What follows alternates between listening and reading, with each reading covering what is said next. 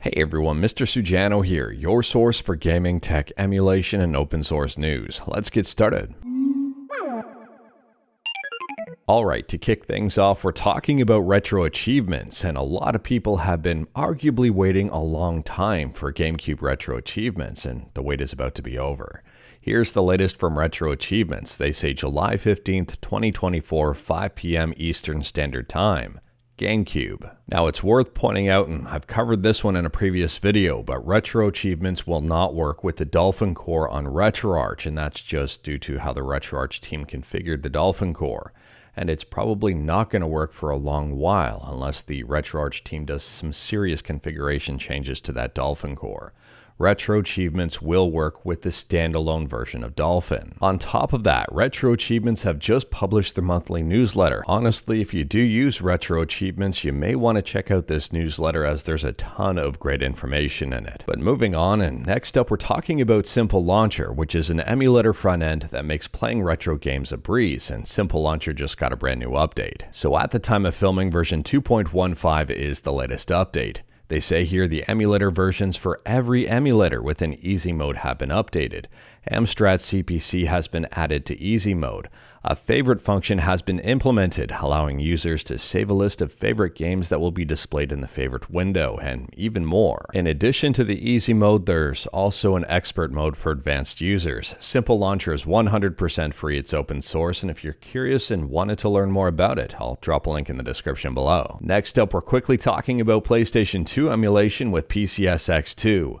Now, the other week we talked about PCSX2 making a change to increase the upscaling multiplier. And now they've made another change to increase the upscaling multiplier in the menu system. So here's the latest description. Add text for up to 25 times resolution in the Qt UI, or move 2.25 times and 2.7 times upscaling multipliers. They also say they've added in a checkbox into the advanced graphics settings for the extended upscaling multipliers, instead of showing them automatically when advanced settings are shown. And as you can see based on the screenshot here, there's settings for up to 25 times native resolution, which is absolutely insane. Next up, we're quickly talking about Summer Kart 64, and Summer Kart 64 is an open source flash kart for the N64. Now, the PCB only Summer Kart 64 costs $108 over on Phenom Mod. If you add in a shell, it costs $16 more. However, if you know how to create PCBs, everything is up on summer64.dev, and I'll drop a link to that in the description below in the event that you wanted to learn more about it. Next up, we're quickly talking about Taki Udon and his Mr. Handheld, and it appears that we've got some sneak peeks as to what exactly this thing is going to look like. So here is Plan A, white and silver and black and silver, and these things look pretty sharp based on these images. And here is version B, which is a little bit more colorful. There's 4 different themes: PS1, SNES, NES, and Mega Drive. Now, the only minor suggestion I have based on these images is to possibly make sure that the button indentations here are flush, as the button labelings are probably going to be very painful to clean out. They seem like they're going to be a complete dirt magnet. But aside from that, let me know your thoughts between version A and version B in the comments below. Which ones do you like better? Next up, we're talking about Gran Turismo 7, and they've just announced a brand new free DLC update coming out this July.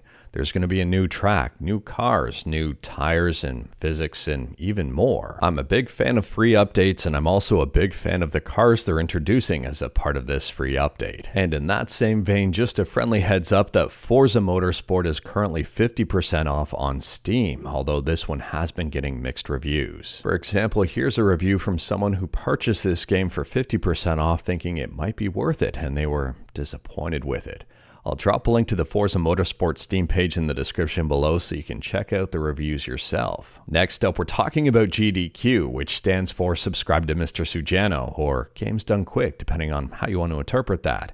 Anyways, here, Summer Games Done Quick 2024 ended with $2.5 million raised, and this brings their total lifetime amount raised to around $51 million. GDQ has been around now for about 14 years, and the next event is being held in August. If you wanted to learn more about this event, I'll drop a link to this Destructoid article in the description below, and I do recommend checking it out. It's well written. Moving on, and we're talking about some Linux stuff, and first up here, we're talking about GNOME, and GNOME is changing their default default font. So GNOME's previous default font was Cantarell. I think I pronounced that one correctly. Anyways, here they're switching to Inter because Cantarell was basically unmaintained, and Inter supports new font features and even more. If you are curious about this one and wanted to try the new font yourself, you absolutely can. And OMG Linux has a pretty good article showing exactly how to do that. I'll drop a link to it in the description below. Next up, we're still talking about Linux, and this time with Proton. And Proton Experimental just got a brand new update that makes a few more games playable, including one game here I was trying to play this weekend and couldn't because, well, it was unplayable at the time.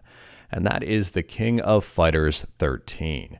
Now, I had this one installed on my Steam Deck. I tried to play it this weekend camping. I did not update my Proton Experimental and I couldn't play it. But before I go on a tangent about forgetting to update my Steam Deck, the latest version of Proton Experimental now has Farlight 84, The King of Fighters 13 Steam Edition, Super Ball at Work, the ultimate speedrun platformer, now listed as playable.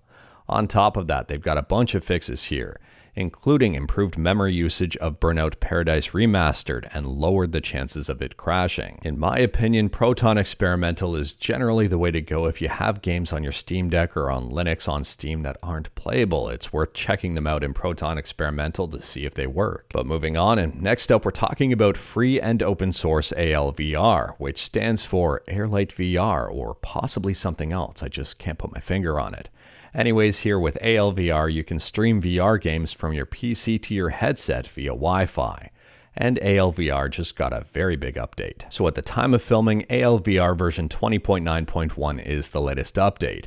And this update is big for Linux users. They say Pipewire support was in the making for a long time. Finally, now audio works out of the box on Linux without the need for any external software except the Pipewire system package.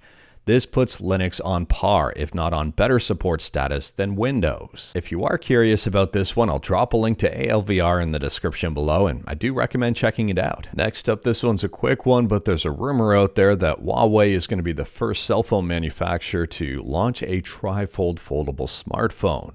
I'm not quite sure on how I feel about this one. I'm not a big fan of the foldable ones to begin with.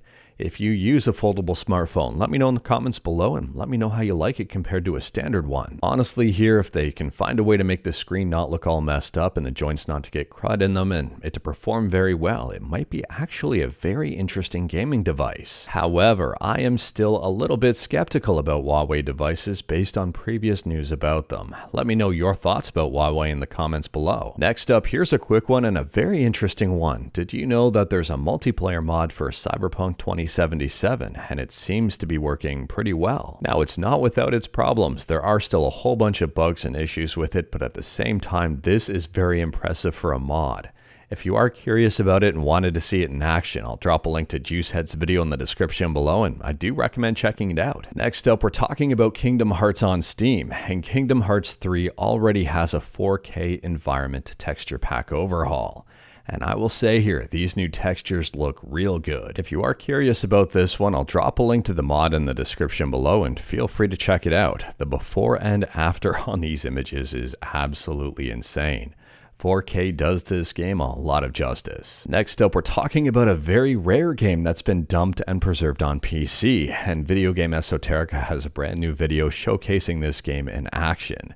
It's called Point Blank X. So Point Blank X is an arcade shooter. It's a remake of the original Point Blank in HD, and it looks absolutely fantastic. And this can be used with a mouse, with a Wiimote, and even more. I'll drop a link to Video Game Esoterica's video in the description below, and I do recommend checking it out. And speaking about rare stuff and preservation, next up we're talking about something super interesting. This is a game that never saw the light of day.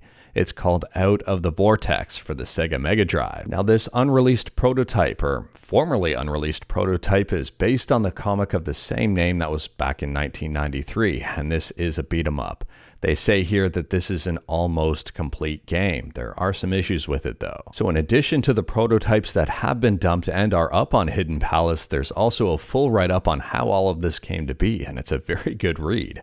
I'll drop a link to everything in the description below and feel free to check it out. Moving on, and we're talking about OpenRCT2, which is an open source re-implementation of Roller Coaster Tycoon 2, and this one just got a big new update. So at the time of filming, version 0.4.12 RCT2, the Ministry of Silly Walks is the latest update here.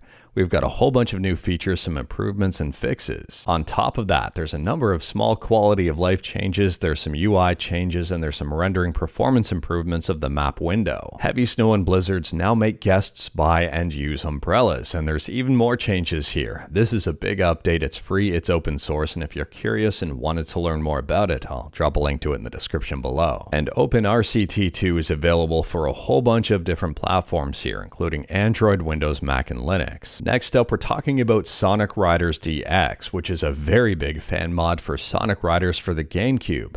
And there's a new video out here showcasing Sonic Riders DX 3.0 with brand new custom stages. I initially thought this project was on hiatus, but it appears it's back in action. If you are curious and wanted to learn more about it, I'll drop a link to this YouTube video in the description below, and I do recommend checking it out. There's a lot of information about it in there. And speaking about videos, I'll drop a link to this one in the description below. This one's a quick one. Dr. Dude has beat Shadow of the Erdtree New Game Plus with a saxophone. I am not joking with you here. I struggle with this game with a controller, and this guy's beating it with a frickin' saxophone. And last up here, we're talking about Wii Link, and Wii Link has just announced Wii Room. They say here, after several years, we're delighted to announce the first full release of our Wii Room Revival. Enjoy the completely revamped version with the new translations, new content, and much more. They say in terms of features, they've added support for a number of options such as video credits, functional searches, and support for downloading to Wii Room Anywhere. Although Wii Room Anywhere isn't quite finished just yet. And for those who may be unaware, Wii Link is an open source replacement for Nintendo servers for both Wii Connect 24 and Nintendo Wi-Fi connection, allowing online connectivity for all, even after the original servers were discontinued. If you wanted to learn more about Wii Link, I'll drop a link to their website in the description below. But anyways, that is all I've got for you in this one. Straight to the point, all stuff and no fluff. We talked about a bunch today. Let me know your thoughts about absolutely any of it in the comments below. If you like this video, leave a like. If you didn't like this video, leave a like. Hit that subscribe button, check out my other videos. Don't tempt fate, save your state.